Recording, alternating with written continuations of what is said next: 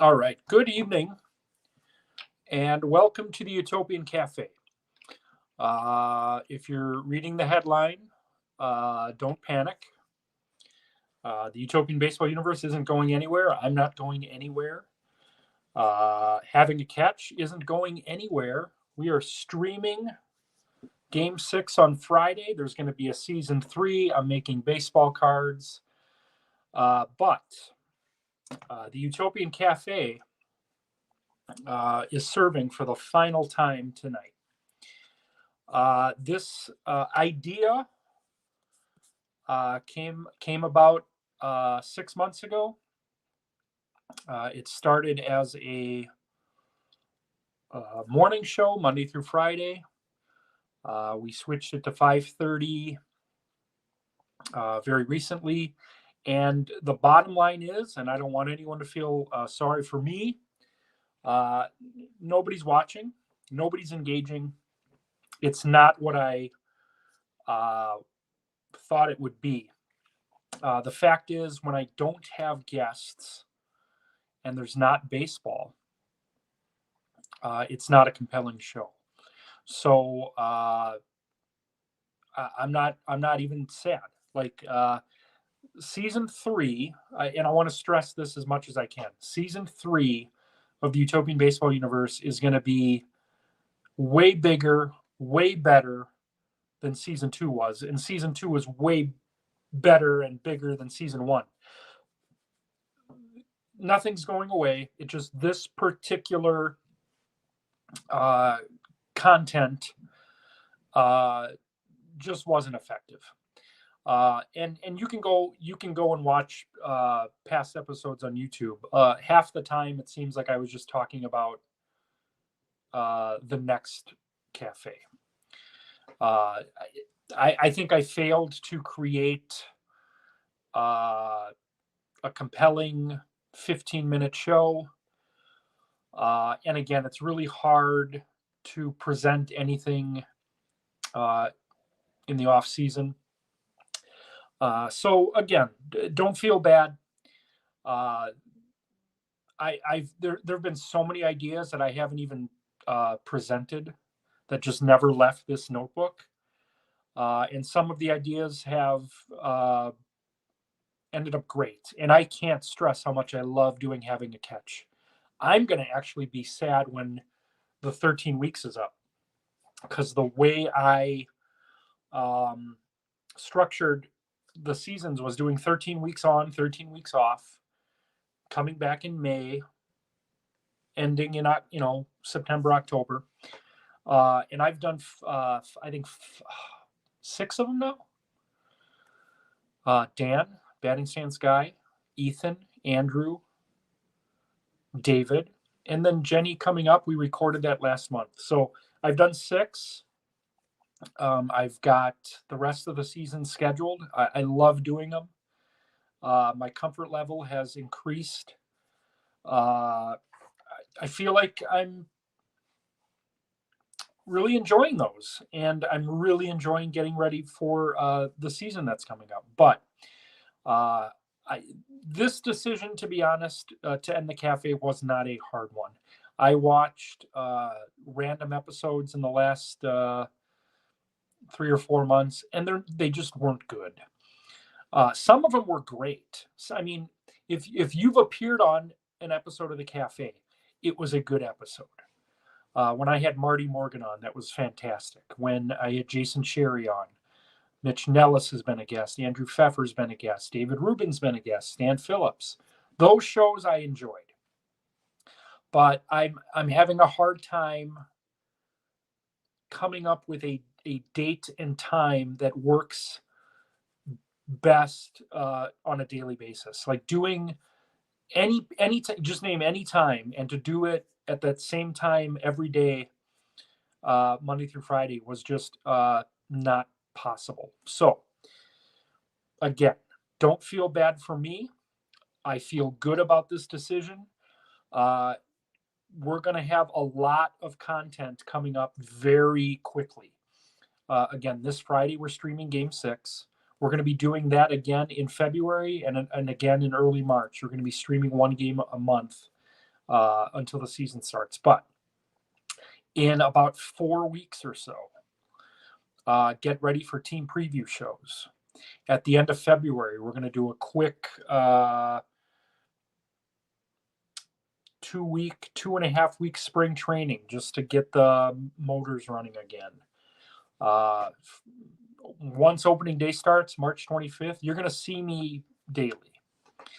What we're probably going to do, last year, if you remember, I was using a lot of the cafes on Mondays and Fridays as like preview shows. We're still going to do that. We're going to do probably 2 preview shows a week. I think Mondays and Fridays make sense. Mondays, we have series kicking off either Monday through Wednesday or Tuesday through Thursday. Friday has the weekend series. So I'm probably be coming online, at some point. Again, I've failed in the past pinning a specific time on it, but you're going to see me every Monday. You're going to see me every Friday. We're going to have the Xbox game streams I'm so excited for. We're going to do Monday afternoons, double headers on Thursdays, a late night Friday game, and a Sunday morning game. Those aren't going away. Trivia, not going away. I still have an idea for a trivia show that I want to do maybe weekly. The having the catches, again, having so much fun with those. Making the baseball cards, making the custom baseball tickets, everything that you guys are contributing. Sal Tartaglia's World Series chronology posts, love it. So nothing's really changing except we're going to retire the Utopian Cafe brand. It just wasn't what I thought it would be. The statistics are very humbling. If I get 3 people that watch it at a time, that's a lot. So just wanted to update you. I know some people might be wondering where it's been. But again, in about 4 weeks, we're going to start doing team preview shows. Last year, we did 1 a night for 32 straight days. This year, we're going to do those differently. We're going to feature 4 teams a show, and we're going to do 2 shows a week. And the teams are going to be pretty random. So I'm going to try to get 4 guests twice a week, and we're going to unveil rosters. We're going to do it live. So, if you're a Blue Jays fan and you want to have a say in what that roster looks like, reach out to me, and you'll have final say on several of the roster spots. I asked David Rubin last night, who do you want to see in the Mets? I asked Andrew last week, who do you want to see in the Brewers? Most of these are going to happen. Some of them can't because they're already on rosters. But again, just wanted to, say hi and tell you that this is the last cafe, but there's nothing to feel bad about. Very excited. Tuesday night, Jenny Russack is going to be having a catch with me. Bill Johnson is going to be having a catch with me on the 18th. Really excited for the rest of the season. I still spend at least 90 minutes a day getting ready for season 3. I've got my date spreadsheet ready to go. You guys are going to have a big say in the dates we use. We're going to probably have you guys choose the dates every day this year. I think I was doing that about once a week last year. So I'm excited. I hope you guys are excited. And I've asked this before in the past. If you love what we're doing here, if you're having a great time in the Utopian baseball universe, the best thing you can do for me is keep bringing quality people in, not quantity. Don't invite, and I'm telling you specifically, don't invite 100 people in here. Invite 2 or 3 that you think would love this. You have 5,000 Facebook friends and 100 of them love baseball and would enjoy this, bring them in. But don't blindly invite everybody, because we have people, and it's actually happened in the last couple weeks. People come in and then they leave after a day or 2 because it wasn't what they thought it would be. So if you're going to bring people in, tell them what we are. If you've been here a while, you know what it is. It's a fictional season that we simulate using box scores from the past. All the rosters are made up of all of your favorites, all of my favorites, all the greats, many of today's superstars. And we present those results as if they're actually happening. If you're a Braves fan, they've won it 2 straight years. So the odds of that happening again are low. So if you're not a Braves fan, you have a chance. If you're a Braves fan, though, stick around because it could happen again for you. There's a lot of unpredictability that comes with this. The Colorado Rockies have the same chance of winning a championship here as the New York Yankees. The Montreal Expos have the same chance as the Atlanta Braves. But I enjoy the heck out of it. It's keeping me sane. I cannot imagine a life without it, without you. Love you all for watching. And again, don't feel bad for me. But this is the last cafe. The last thing I want to do on the cafe is the first thing I did. And I'm going to actually read this verbatim. This is something my grandfather wrote in 1928. This was his class motto. So I'm going to read this because I read this pretty much every day to myself. This is called B. The high school graduate is comparatively young in years. He has all his life before him.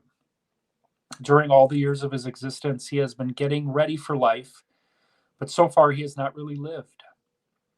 But no matter how young he may be, he has a goal toward which he has long ago set his foot.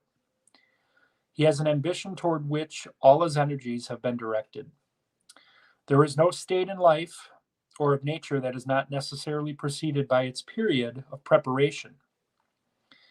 The erection of a building, the seeding of a field, the establishment of an enterprise, great or small, call for thorough preparatory work. An apprentice at any trade must serve many years in mastering the simplest principle of his work before he dare even attempt any of the better things toward which his future efforts are to be directed. Deep down in the heart of every young American man or woman lies an ambition to be great, to study the noble deeds and great advancements of others is too long to be equally as grand ourselves, and our souls are inspired with a burning desire for some opportunity to display our heroism or strength of character.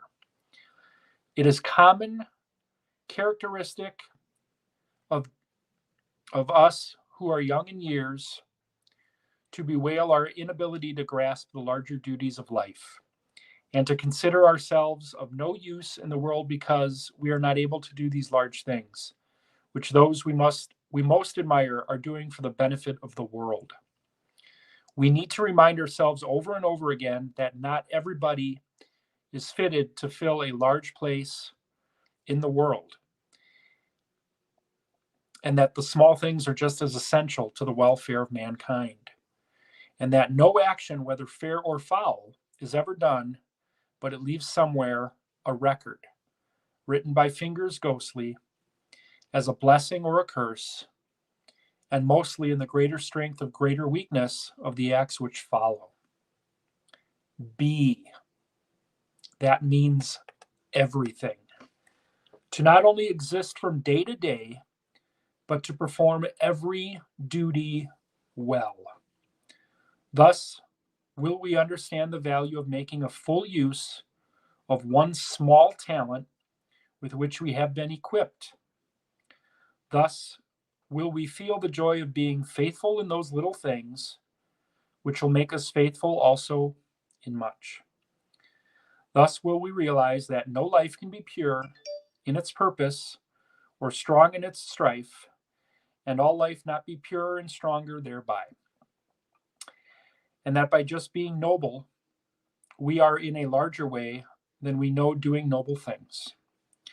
However small we may feel ourselves of our work to be, we will know that it is unlimited in its possibilities, and will not despise the smallest task, but feel that we have indeed chosen our motto, be.